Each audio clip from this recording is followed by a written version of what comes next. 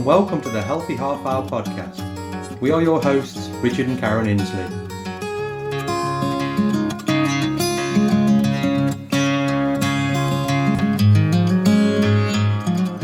The Healthy Half Hour podcast is your resource for all things healthy, and we will be discussing how to make nutrition, fitness and lifestyle choices work for you. We will be sharing our own personal insights along with research gathered from working in the health and fitness industry for the past 10 years. Our show is brought to you by the 7 Day Shred, which can be found at 7dayshred.com, and please feel free to visit our podcast website, which can be found at healthyhalfhourpodcast.com. And now on to today's show.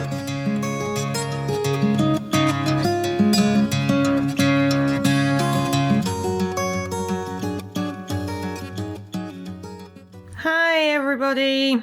So we thought we'd better get another podcast out there. We've actually been a little bit missing in action for a couple of weeks. We've actually not long got back from trip from the UK, and for any of those that have been following us for a while, you'll know that this is my third trip back there in less than 12 months. I've had like a super stressful 12 months, traveling back about a year ago to put my mum and my stepdad in a nursing home, then going back in October because unfortunately my stepdad passed away, so I went back again on my own to the UK for the funeral, and we've just been back again, which was sort of a planned trip, wasn't it, because your niece was getting married, but yeah. We had the interment of my stepdad's ashes while we were there. So when we were there this time, we were only there for a week, but we had a birth, a death, a wedding and a funeral, and we were just waiting for Hugh Grant to turn pretty up. Much show up and make a movie out of it.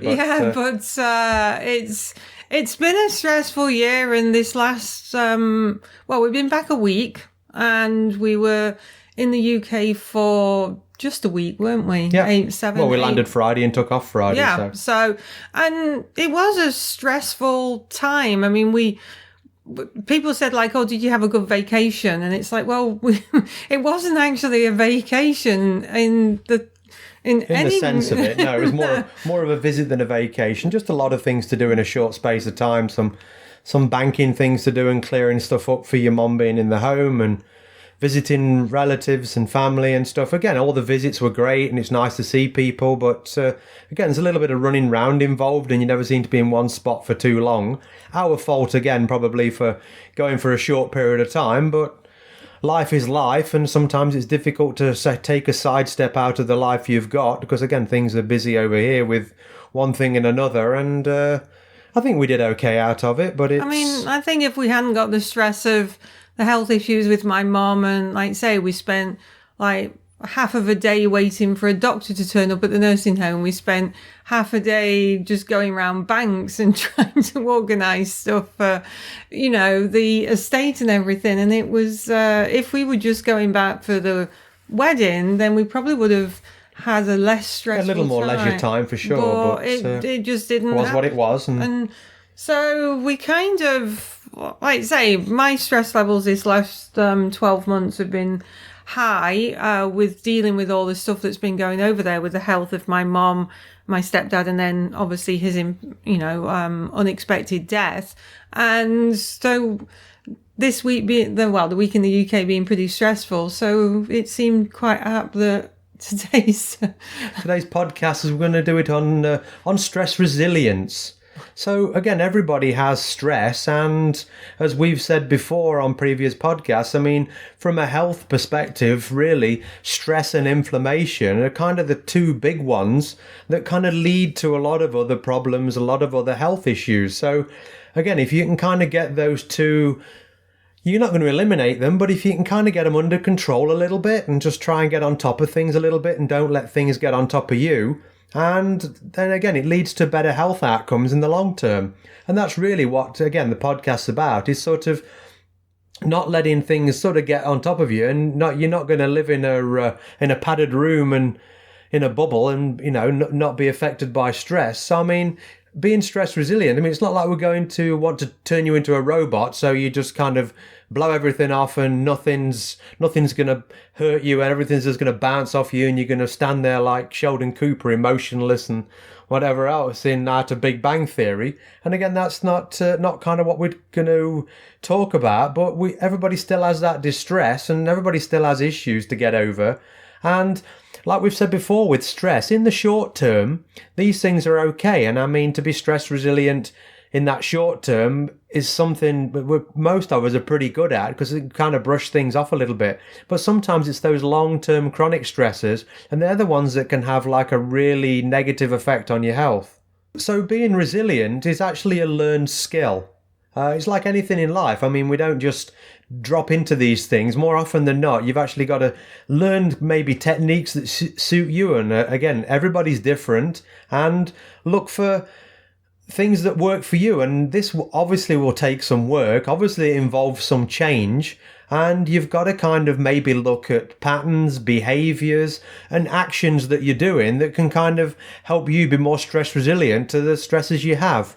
And I've got a video on my website, and I discuss stress about, like you say, you can't avoid it, but you've got to get good at it. And what I mean by that is, like you say, recognizing those triggers and learning how to manage what is actually causing the stress in the first place. Yeah, and I mean, resilience itself, that word is actually really means the process of adapting well in the face of adversity, or like in a tragedy or threats, or like say in significant sources of stress. So that's really what we're looking for, to be resilient to it. You're going to absorb some of it, obviously, but dwelling on it for like long periods of time and just keep running it through your head is probably not the best way to handle it. And again, everybody's different and people react differently to different things. Some things, again, you see maybe on TV or whatever, and some people are really shocked and some people aren't. So there's no right and there's no wrong. But what we're trying to get over with this being resilient is just handling life a little bit maybe better. And stress, we've done like multiple stress presentations in the corporate world here in Winnipeg.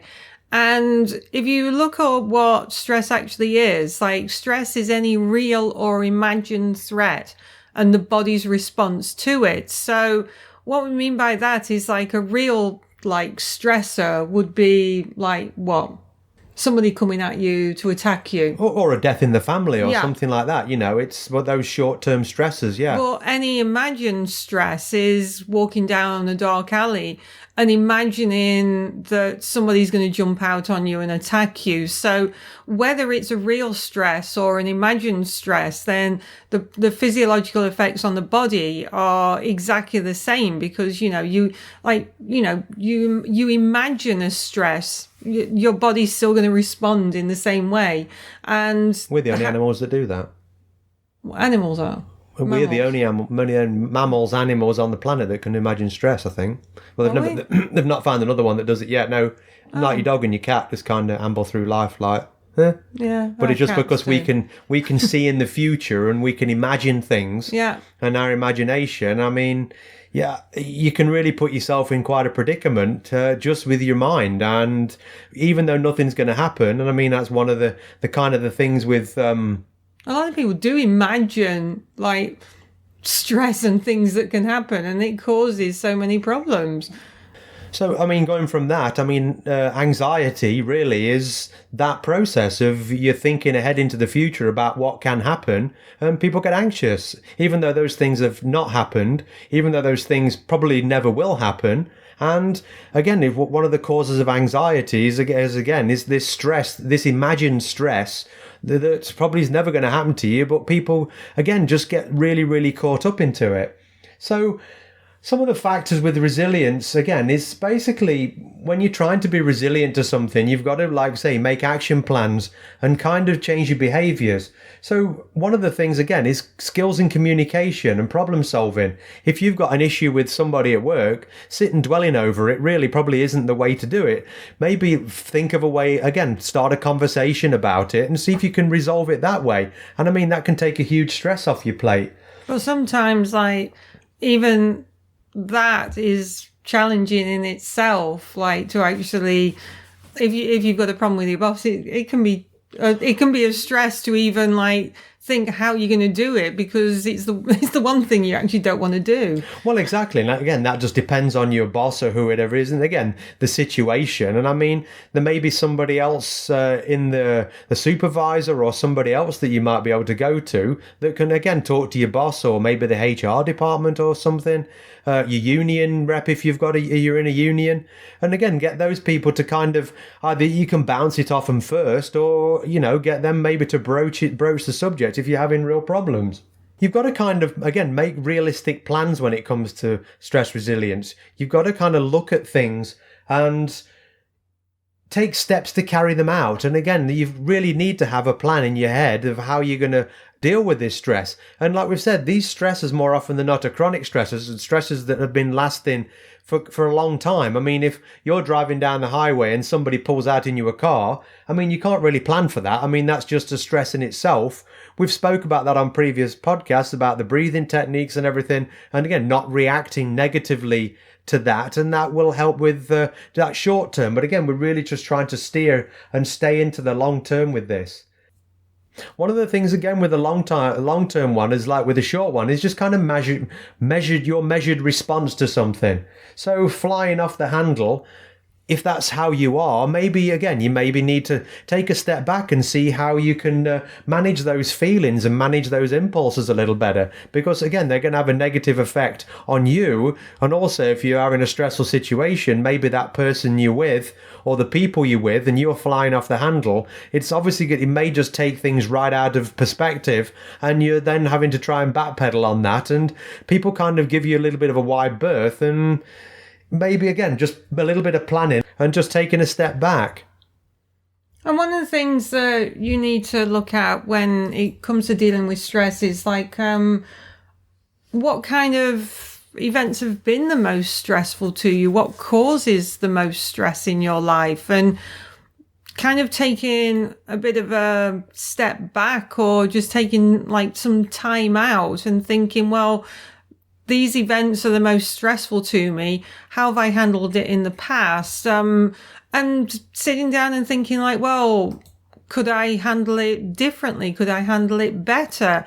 How could I like deal with this like in a more positive way?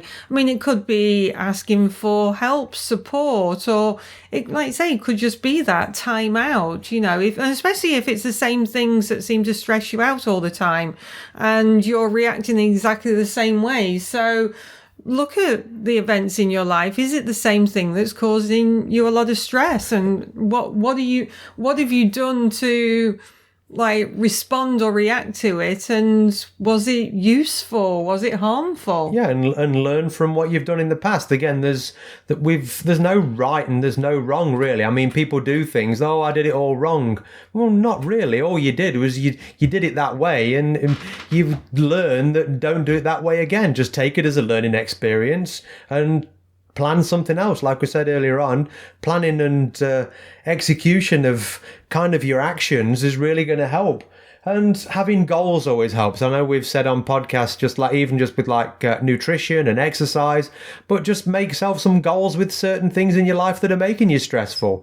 Try to make better strides towards not necessarily resolving them, because again, some stresses you can't resolve, but just how you look at it, how it affects you. And again, maybe if it is a person that's giving you stress, maybe a slight change in your attitude or how you look at it may turn them around as well.